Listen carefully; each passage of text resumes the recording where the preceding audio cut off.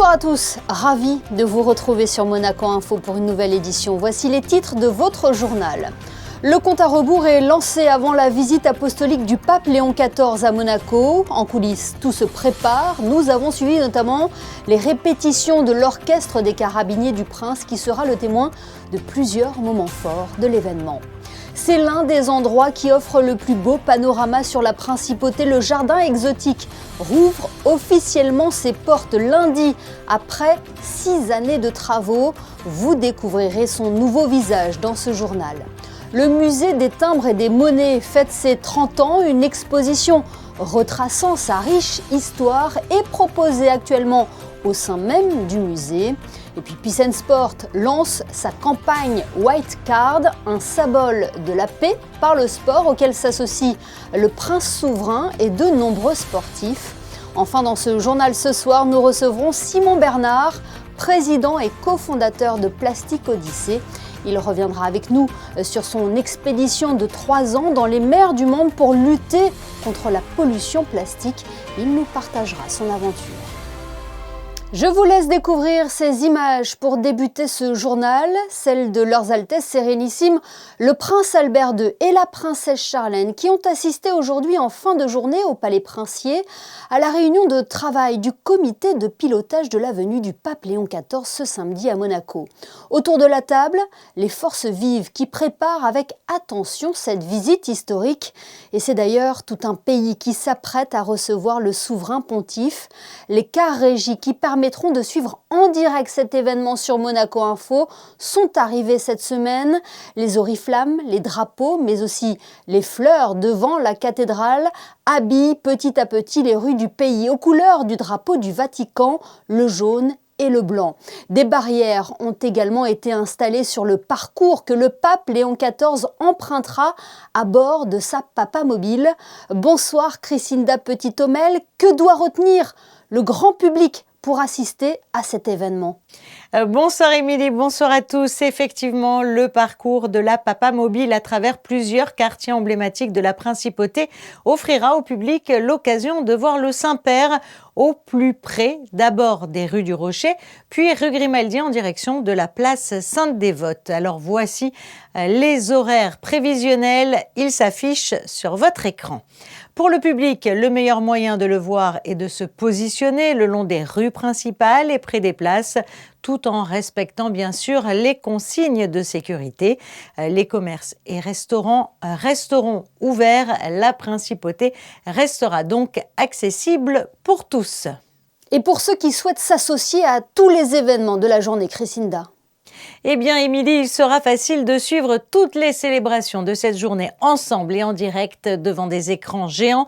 2 seront installés sur la place de l'église Sainte-Dévote, 1 devant le musée sonographique et puis 2 sur la place du Palais qui sera réservé aux monégasques et résidents de la principauté munis d'un bracelet obligatoire mais qui sera accessible à tous dès 11h30. Et petit rappel concernant les horaires, Christinda, il ne faudra pas arriver en retard sur la place du Palais et au stade Louis II pour la messe. Pour la place du Palais, je rappelle que l'accès est réservé aux monégasques et aux résidents avec bracelet. Il faudra être sur place entre 7h et 8h30. Quant à la messe, au stade Louis II, l'accès s'est fait sur inscription. Elle affiche désormais complet et il est impératif d'arriver entre 12h30 et 14h, raison pour laquelle les fidèles peuvent apporter sur place un pique-nique, aucune buvette du stade n'étant en service. Merci Christinda pour toutes ces précisions. Je vous le disais en début de journal, toutes les forces vives de la principauté sont mobilisées pour la visite du pape Léon XIV à Monaco. Certains temps forts se vivront en musique avec l'orchestre des Carabiniers du Prince. Alexandra Pani, Alexandra Paolini et Bastien Pigeon ont assisté aux répétitions.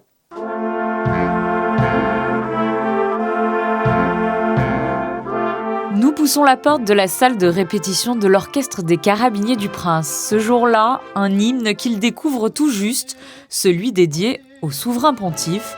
Il sera l'un des moments phares de ce début de matinée, ce samedi 28 mars.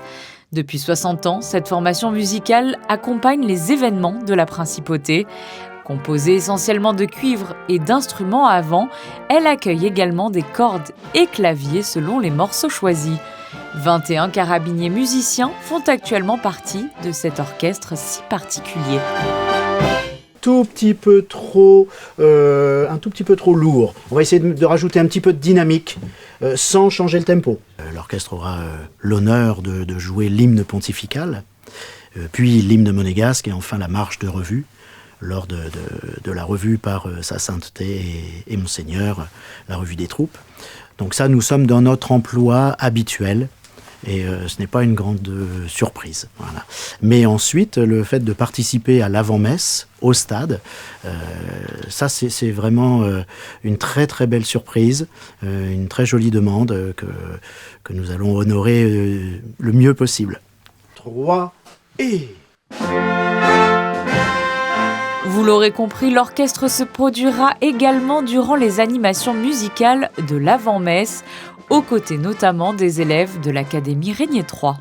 Et pour ne rien manquer de la visite du pape Léon XIV, rendez-vous ce samedi à partir de 8h45 sur Monaco Info. L'événement sera à suivre en direct avec aux commentaires Geneviève Berthy, Patricia Navarro et leurs consultants.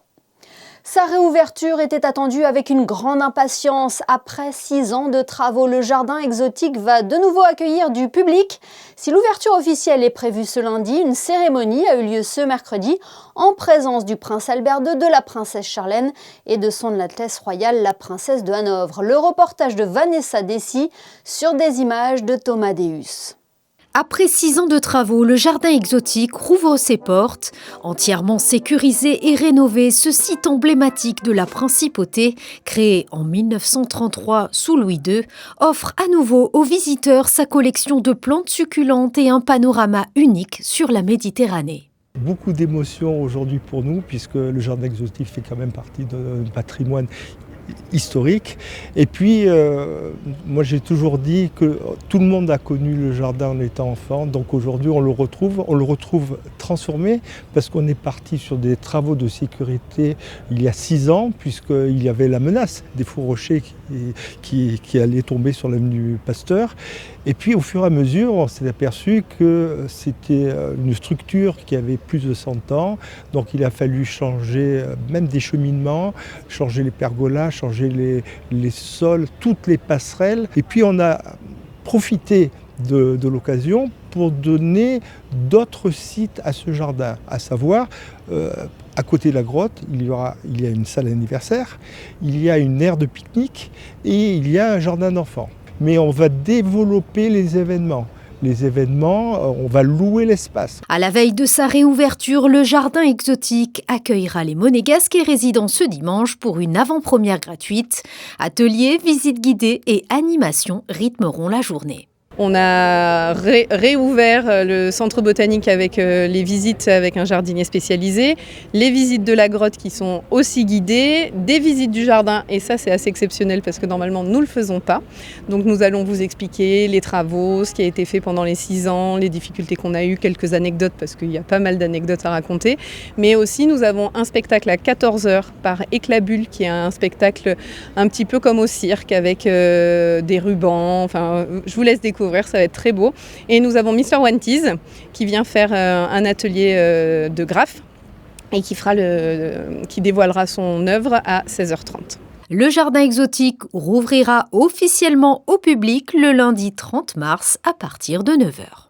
Et sachez que vendredi, nous vous proposerons une visite guidée en avant-première du jardin exotique pour découvrir les nouveautés des lieux et puis son nouvel aménagement dans un après-JT signé Sarah Inkari. Un anniversaire à présent, celui du musée des timbres et des monnaies qui fête cette année ses 30 ans. Pour revenir sur son histoire, une exposition lui est consacrée. Elle a été inaugurée hier par le prince Albert II et le prince héréditaire Jacques. Le reportage d'Alexandra Pagny et Sylvain Péroumal. Cet écrin pour les passionnés de philatélie et de numismatique a vu le jour en 1996. Depuis cette ouverture, le musée des timbres et des monnaies de Monaco est situé sur les terrasses de Fontvieille. Sa création est une volonté du prince Régnier III, lui-même grand collectionneur de timbres et monnaies. Pour remonter à l'origine de ce musée, il faut même remonter au-delà de 1995. En 1985 est né le premier musée monétaire qui faisait suite à une exposition dans le hall du ministère d'État. Un expert numismate, M. Turc, avait été mandaté pour enrichir la collection des monnaies du prince souverain et a mené une politique d'acquisition très ambitieuse pour justement étayer cette collection et pouvoir la montrer au public. Le musée actuel est finalement né afin d'accueillir cette collection grandissante. L'exposition du musée monétaire au musée des timbres et des monnaies invite justement le public à plonger au cœur de l'histoire patrimoniale de cette institution et souhaite mettre certaines de ses pièces exceptionnelles en lumière. Il se trouve que depuis quelques années, j'ai eu accès à des archives, les archives de Jean-Jacques Turc, qui est le premier promoteur en quelque sorte, et je me suis rendu compte que ce musée avait toute une histoire ou une préhistoire. J'ai retrouvé dans quelles conditions a été acheté un des monuments exceptionnels de cette collection, c'est un taléro. Nous sommes dans les années 1980, il y a eu un crédit spécial voté de 600 000 francs dans les années 80. Et alors l'autre pièce exceptionnelle, c'est celle qui est sur ma gauche, c'est le fameux balancier au lion.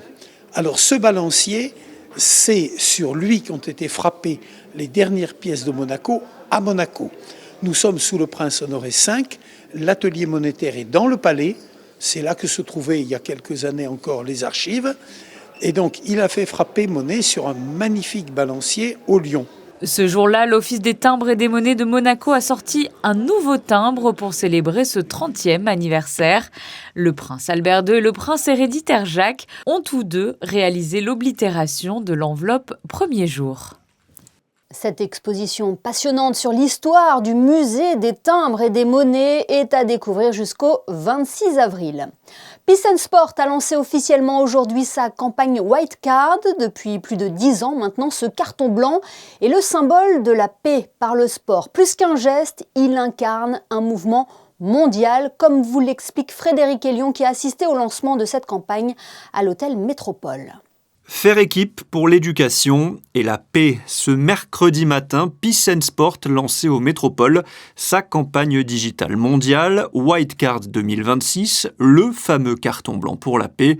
L'objectif est toujours le même, rappeler le rôle essentiel du sport comme vecteur de paix, d'inclusion et de dialogue entre les communautés. C'est un moment toujours important, c'est un symbole fort, ce qui est devenu un symbole fort, cette White Card qui symbolise cet engagement de tous les, non seulement de tous les champions de la paix, mais de tous les sportifs à travers le monde, de tous les athlètes à travers le monde, pour que le sport devienne vraiment ce vecteur de paix que nous attendons tous. C'est cela qu'il faut apprendre à nos enfants et aux jeunes à travers le monde pour qu'il y ait cette notion de respect, d'acceptation de l'autre.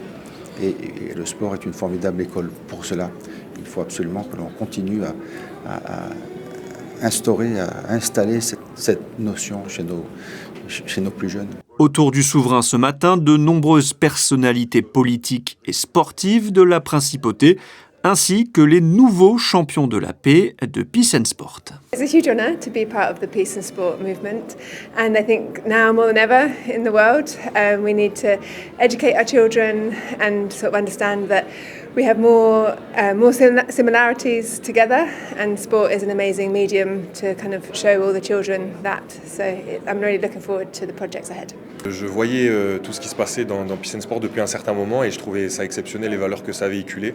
Donc voilà, quand on m'a proposé de devenir un champion de la paix, j'ai tout de suite accepté et voilà, je suis très heureux d'être ici aujourd'hui pour me présenter, pour parler aussi de la neutralité dans le sport, enfin de tout ce qui se passe, des enfants qui malheureusement ne sont pas scolarisés, etc. Donc voilà, je suis très heureux d'être ici aujourd'hui. Le thème de cette année 2026, l'école. Aujourd'hui, 251 millions d'enfants ne sont pas scolarisés dans le monde entier et sont privés d'aptitudes essentielles pour leur développement et leur épanouissement.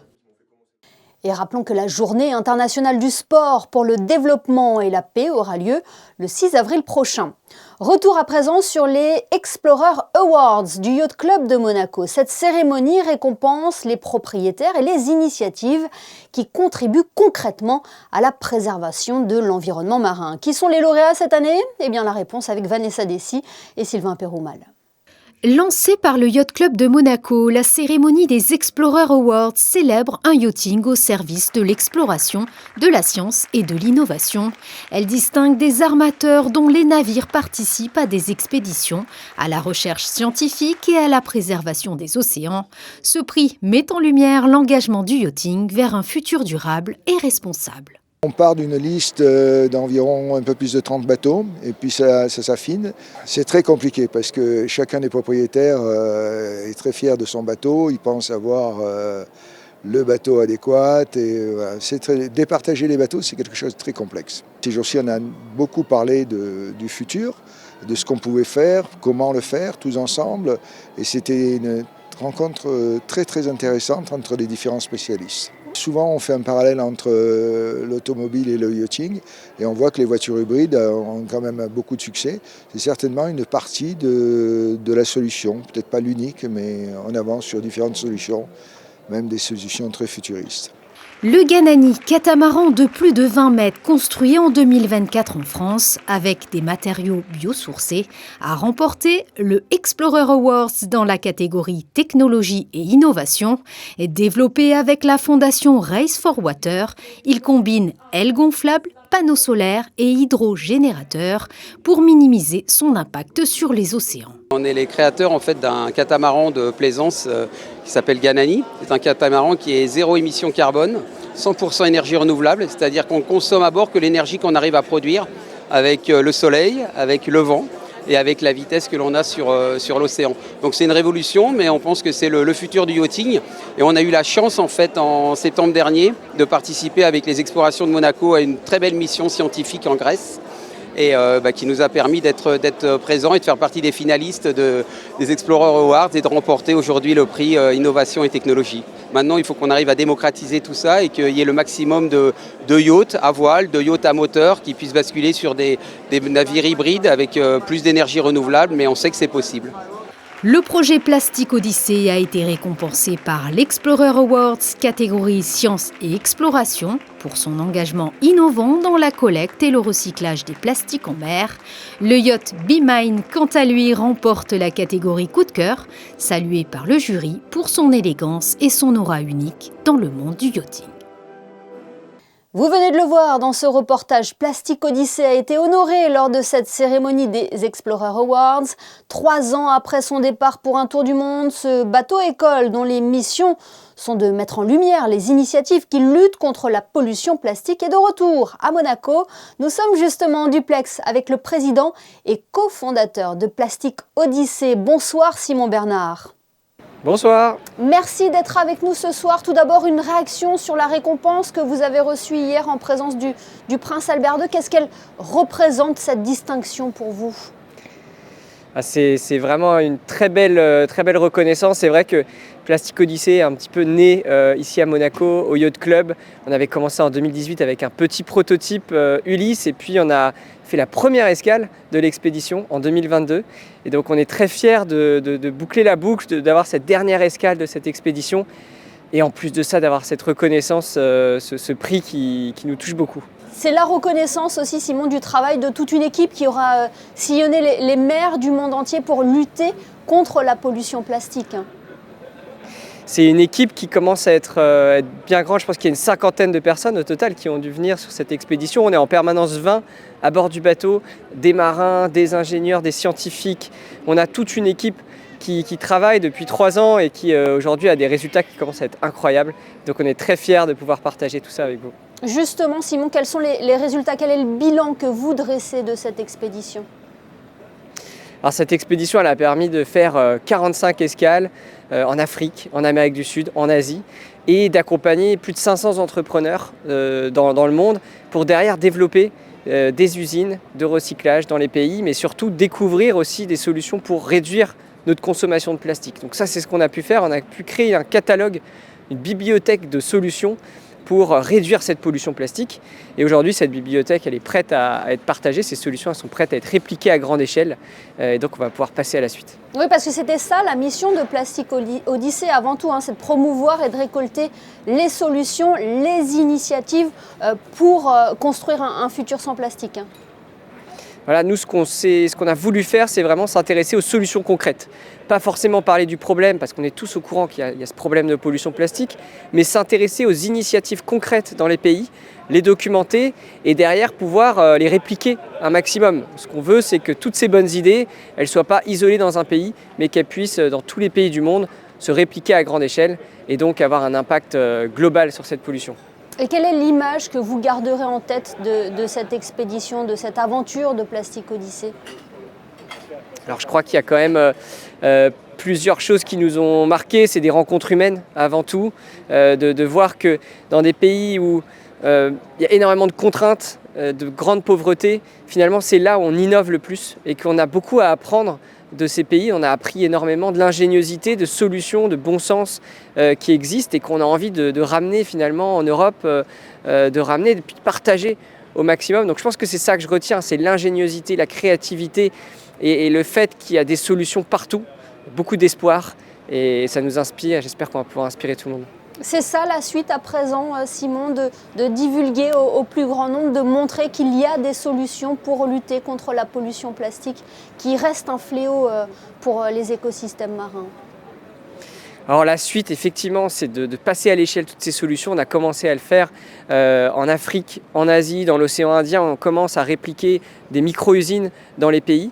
Et en parallèle de ça, l'expédition, le bateau va repartir en se concentrant sur les sites du patrimoine mondial de l'UNESCO, donc des endroits où on n'a pas forcément d'humains qui vivent, mais où la biodiversité est énorme. Et donc le défi en parallèle de tout ça, ça va aussi d'aller protéger ces sites qui sont oubliés. Et ça, on l'a découvert aussi un peu par hasard pendant l'expédition, en faisant escale dans ces endroits les plus protégés de la planète. C'est issu du partenariat que vous aviez noué à l'UNOC l'an dernier, ce partenariat avec l'UNESCO. Exactement, on a fait un partenariat avec l'UNESCO en juin et puis on a commencé à faire des premières missions de reconnaissance et maintenant on réfléchit même à construire un nouveau navire qui va être dédié à ça, dédié à la protection, à la restauration des sites les plus protégés de la planète finalement. Eh bien, merci beaucoup Simon Bernard d'avoir été avec nous ce soir sur Monaco Info pour partager cette belle expédition qu'est Plastic Odyssey. Bien évidemment, on suivra de près toute votre actualité. Merci à vous. Merci beaucoup et encore un grand merci pour cet accueil du Yacht Club de Monaco. En basket, Monaco peut toujours croire à une qualification pour les playoffs d'Euroleague. La Roca Team, amputée de plusieurs joueurs majeurs, a dominé Milan hier soir 90-85 à Gaston Médecin au terme d'un match renversant. Le résumé de la rencontre est signé Frédéric Elion et Lionel Bernardi. Décidément, cette Roca Team a un cœur énorme. Pour la 3e fois consécutive, Monaco a remporté un match d'Euroleague avec seulement 9 joueurs disponibles au terme d'une rencontre renversante, gagnée au mental. À la recherche d'une qualif en play-off, comme Monaco, les Italiens attaquent fort et sont à droit d'entrée. 17-5 sur ce tir à 3 points de Booker. Tout l'inverse des Monégasques qui ne mettent que 5 points en 6 minutes 30. Monaco navigue déjà à -12 avant qu'Elie Okobo n'inverse la tendance avec une entrée fracassante. Le numéro 0, MVP de la rencontre avec 16 points et 13 passes, se charge de tout. Scoring, caviar et même des highlights avec ce gros dunk sur Brooks. Pour la première fois du match, Monaco passe devant dans le deuxième quart-temps, mais Milan bascule en tête à la pause, 48-45. Porté par Zach Liddy, 16 points, et Shevon Shields, 18. Milan est à +10 à l'entame du dernier quart-temps. Les Italiens semblent en contrôle, mais Alpha Diallo va tout relancer. Un premier gros tir à 3 points, puis une interception cruciale avant une autre réussite longue distance. Monaco est de retour à -3. Dans le Money Time, la Roca Team enchaîne les stops et le duo Okobo-Strazel gère parfaitement les dernières possessions en alternant entre la passe pour les intérieurs ou les actions de classe individuelle. 90-85, 3e victoire consécutive pour Monaco en Euroleague. On était à -11 en commençant le 4e quart-temps. Par moments, un manque d'effort défensivement, Mais on s'est regroupés, on a parlé. On savait que c'était une finale, il faut protéger le terrain ici chez nous. Et on l'a bien fait, on est revenu. Et ça a commencé avec des stops et derrière ça met la confiance avec des gros shoots d'Alpha, de Mathieu, de Jaron qui s'est bien bougé sur la fin. Donc voilà, tout le monde a apporté quelque chose aujourd'hui et on savait combien c'était important parce que Milan, ils sont pas loin derrière nous. Avec cette victoire, Monaco garde sa 7e place avant un déplacement crucial sur le parquet d'un concurrent direct, le Panathinaïkos. Et ce match face au Panathinaïkos aura lieu ce vendredi à 20h15 à Athènes. En tennis, fin de l'aventure pour Valentin Vachereau à Miami. Il s'est incliné face à Arthur Fils après une belle bataille 6-4, 6-7, 6-4. Place à présent à la saison sur terre battue et notamment le Rolex Monte Carlo Masters. La dictée s'invite en gare. France Culture et la SNCF poursuivent leur tour de France de la dictée en gare avec une étape exceptionnelle en principauté soutenue par le gouvernement princier. Léa Dutrouille et Arnaud Imbert ont testé l'expérience. Voyez leur reportage. Les annonces habituelles de la gare de Monte-Carlo ont laissé place aux stylos et aux cahiers. Pour la première fois, la grande dictée a fait escale en principauté avec 5 sessions organisées tout au long de la journée. Un événement porté par France Culture et la SNCF avec une ambition, rendre la langue française accessible à tous dans un lieu du quotidien, parfois sujet à quelques complications. Aujourd'hui, on est à la fois très heureux de lancer cette première étape et en même temps, moi j'ai une pensée bien évidemment à la fois pour les voyageurs et pour les personnes qui ont subi des dommages pas très loin d'ici, ce qui perturbe fortement le trafic. Voilà. Mais donc du coup, on fait la dictée, mais on a bien évidemment une pensée pour l'ensemble de nos voyageurs et des personnes qui ont subi ce grave accident. Voyageurs et curieux se prêtent au jeu, stress, concentration et parfois quelques hésitations. Car ici, pas de niveau requis, enfants, adultes ou passionnés d'orthographe, chacun vient tenter sa chance. Pourquoi vous êtes venu aujourd'hui ? Parce que pour essayer de voir ce que ça allait donner, j'aime bien écrire en fait. J'aime bien la dictée, donc ça m'a rappelé un peu mon enfance, donc j'ai dit que c'était l'occasion. J'avais vu l'annonce de la dictée en gare. Et là, je viens d'arriver de Nice et je prends un petit quart d'heure pour participer à ça. Je pense que écrire et l'orthographe, c'est très important. Moi, j'adore écrire. Écrire pour mieux comprendre l'orthographe et l'histoire qui nous entourent. C'est ouvert de 7 à 77 ans. Les textes sont pour tout le monde et on a choisi bien évidemment le thème des océans et de la protection de l'environnement, thème qui est cher au prince souverain. Objectif rempli pour cette toute première session, écrire, douter puis comparer le tout dans la bonne humeur. Poussons les portes à présent du lycée Régnier 3 qui organisait hier une journée pour faire découvrir les formations proposées par l'établissement. Un reportage qui va sûrement intéresser ceux qui préparent actuellement leur orientation. Ce soir, coup de projecteur sur une formation qui sera proposée à partir de l'année prochaine. Le reportage de Léa Dutrouille et Arnaud Imbert. Au lycée Régnier 3, les portes ouvertes sont aussi l'occasion de découvrir des formations plus confidentielles comme ce certificat de sommellerie. Ici, pas de grande classe surchargée, la formation mise sur un effectif réduit avec seulement 12 élèves qui seront accueillis dès la rentrée 2026. Le service des boissons, c'est le conseil au client sur l'apéritif, sur le vin qu'il va choisir, le vin qui conviendra le mieux avec son menu et en fonction de ses goûts.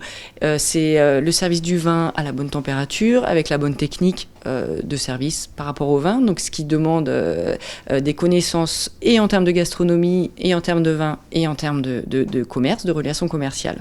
Encadrés par 2 enseignants, les élèves sont initiés à l'œnologie, mais aussi aux techniques essentielles du métier. Dans cette salle d'analyse sensorielle, déjà équipée, tout est pensé pour apprendre dans des conditions proches du réel, crachoir, jeu de lumière pour observer la robe du vin et un travail précis sur les arômes et les sensations. Objectif, former les bases d'un futur professionnel capable de déguster, analyser et conseiller. On a toute une partie de gestion de la cave, gestion des stocks, gestion des approvisionnements, mise à jour de la carte des vins. Donc on va le faire nous en réel ici avec la cave du lycée, les stocks des vins du restaurant Le Cordon d'Or et la mise à jour de la carte des vins que l'on va beaucoup étoffer au fur et à mesure du lancement de la section. Particularité de cette formation, elle ne se fait pas en alternance mais mise sur un apprentissage encadré et progressif. Ce qui m'attire, c'est l'usage de l'anglais technique parce que justement je suis quelqu'un qui apprécie beaucoup les langues étrangères. Et puis, je trouve que le fait de mélanger les cours théoriques avec la pratique au sein des restaurants, de l'hôtellerie, c'est très enrichissant. Les inscriptions se feront en ligne sur le site du lycée. Ce journal est à présent terminé. Merci de nous avoir suivis. Dans un instant, les prévisions météo de Léa Dutrouille et les photos de Stéphane Dana qui vous propose ce soir une visite guidée du jardin exotique. Il rouvrira ses portes officiellement aux visiteurs lundi prochain. Demain, à 19h, retrouvez Théo Schumer à la présentation de votre JT. Excellente soirée à tous sur Monaco Info.